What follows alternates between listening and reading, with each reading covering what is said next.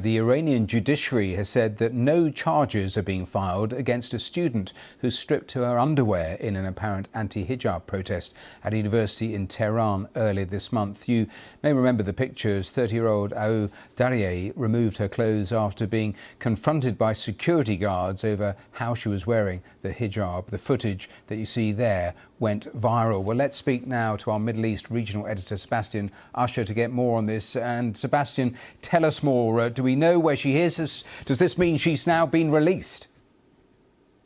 I don't think we can be sure about that as yet. We haven't heard from her family. We haven't heard from her. All we've heard from is the judiciary spokesman in Iran who announced that charges and indictment wouldn't be made against her, and saying that she had been taken to hospital and there it had been determined that she was sick, that she was ill, and that therefore she would be returned to her family.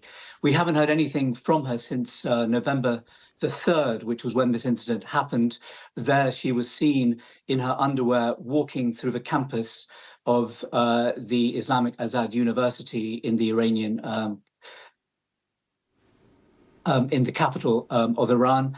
And there was images a little later after that of a car where it's said that she was being bundled into that car by security guards.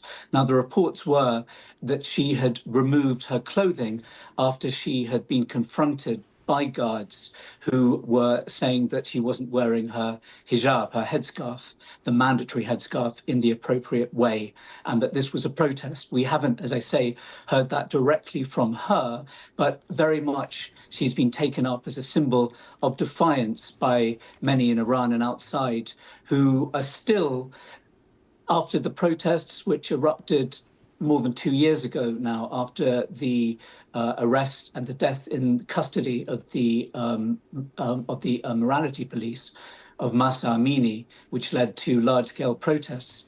Although those protests were put down, many in the younger generation, particularly in Iran, still want to see major change, major reform in the country. And much of that has focused on the way that women are dressed and the rules and regulations that the Iranian authorities laid down for them. And just recently, in the past few months, the Iranian authorities have actually made the restrictions and the penalties for not wearing those clothes even stricter. So I think we have to wait to see what we hear from her family and from this woman about what has happened. This could be taken as good news to an extent, but time and time again, the Iranian authorities have essentially said that women who've made this kind of protest are mentally ill. I think that's seen by human rights or by human rights groups as a way to try and minimize their protest and pretend that it hasn't happened.